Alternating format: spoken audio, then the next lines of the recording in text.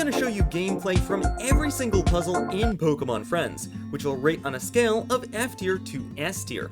Also, I'll tell you which DLC bundle each puzzle is in. For those of you who don't have the DLC yet and aren't sure if you want to buy it or not, this can help you decide if the puzzles are good enough to make the DLC worth it for you.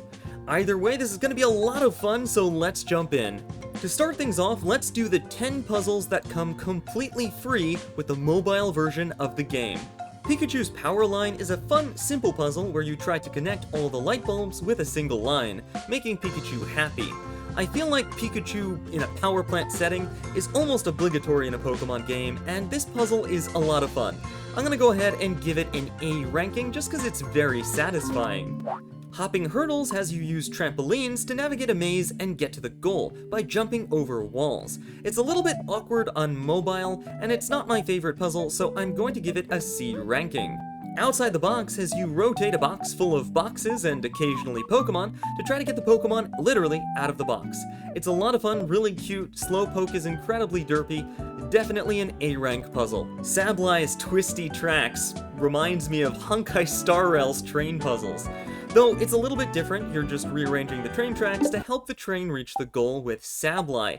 I really like this puzzle and it's got great Pokemon themes. I'm gonna go ahead and give it an A rank. Don't Slip Up Piplup is the classic ice puzzle from the original Pokemon games, where you're sliding on the ice to try to reach the goal.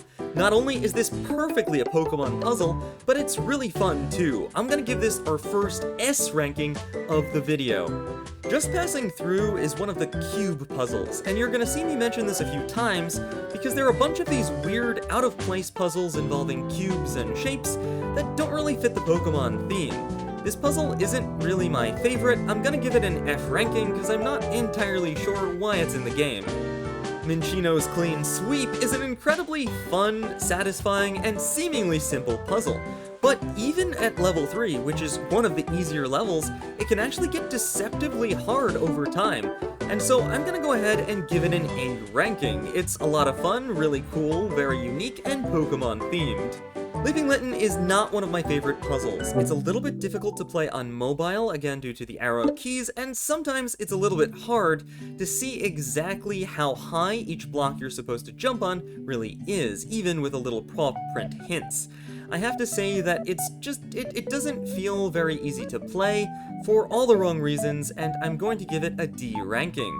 Greninja's Secret Shapes, again, seems like one of these block puzzles with some kind of geometry engine. I feel like I'm taking high school calculus instead of playing Pokemon. I'm gonna unfortunately give this one an F ranking, because it's just not that much fun. Spheal Spinner is a very fun puzzle. Spheal just kind of snaps to the edges, which makes the motion control actually feel pretty good to use. Overall, though, it will lose a few points because it forces me to spin my phone around, and I haven't found a setting to not have to do that. But overall, it is a fun and well-built puzzle. I'm gonna go ahead and give it a B ranking. And those are all of the puzzles that come with the base game so far. It looks like with just the free mobile version of the base game, I can say that on average, this game ranks at about an A or a B. That's pretty good. I'd say that the base puzzles are great. But what about the puzzles that come with the first base pack, which is worth $10, and I believe you automatically get it on Switch, though you have to pay, it's $10 extra on mobile. Pansaging Pal's Cafe is a bit of a counting game. You're trying to count the different Pokemon and see what the difference is between each side. Overall, I can't say that counting games are absolutely my favorite, but it is a Pokemon-themed puzzle. I'm gonna go ahead and give it a B ranking. Makuhita's Mighty Moves is a strength puzzle. Huge nostalgia for the Pokemon games, especially the original blue and red version, where you had to move boulders around to access hidden areas, often with legendary Pokemon behind them. Also, the puzzle is just a lot of fun. I have to give this an S ranking, the second of our video.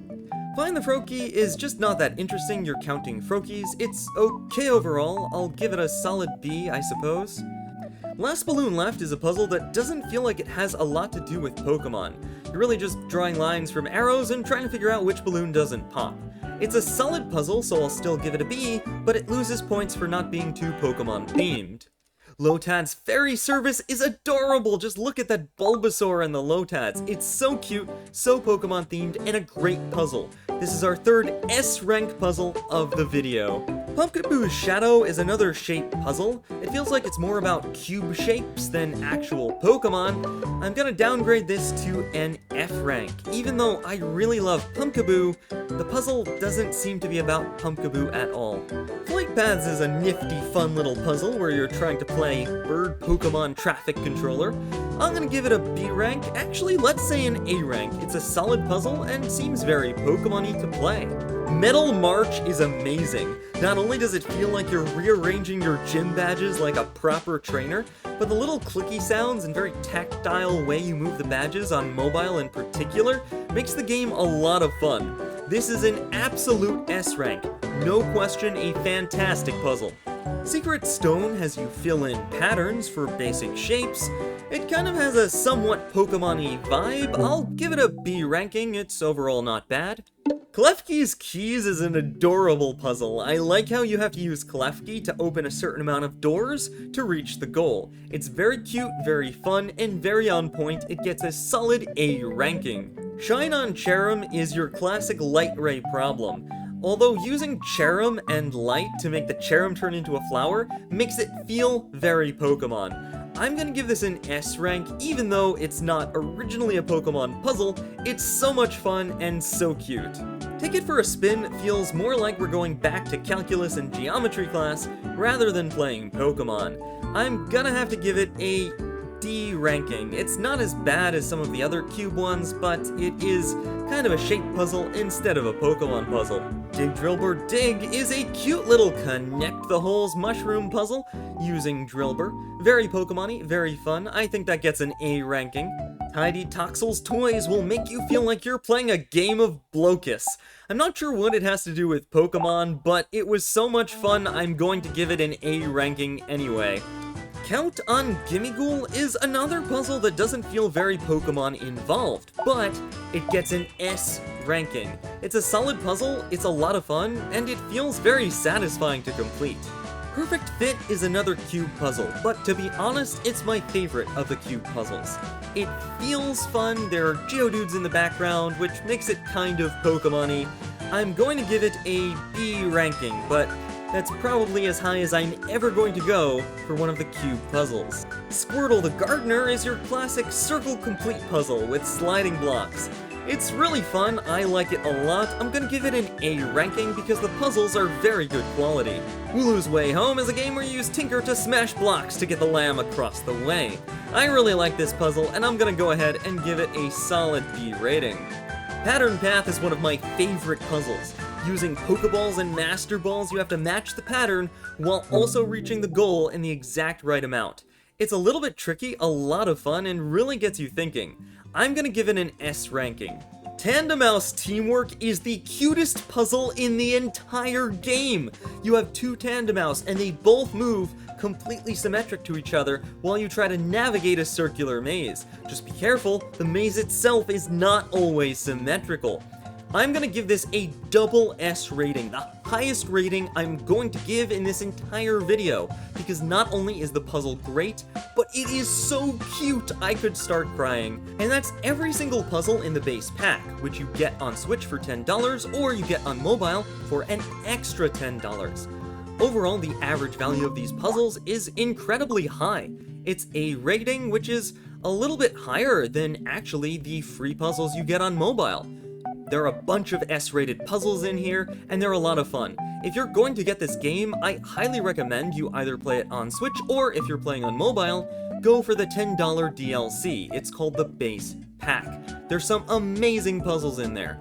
However, we still need to go over the extra DLC packs, specifically Pack 1 and Pack 2. I know the Base Pack is not called Pack 1, don't ask me why, it's not. But let's check out them next. However, before we check out the remaining DLC packs and put them on our tier list, if you're enjoying this video, consider subscribing. If I get enough subscribers, it could help me fulfill my dream of being a real Pokemon YouTuber someday. I'd really appreciate it, but it's totally up to you. Let's go to pack number 1. The first puzzle in pack number 1 is Tinkatuff Tunneling. It's a little bit similar to Wooloo's Way Home, but Tinkatuff keeps falling downwards, which adds a new layer of complexity to the puzzle.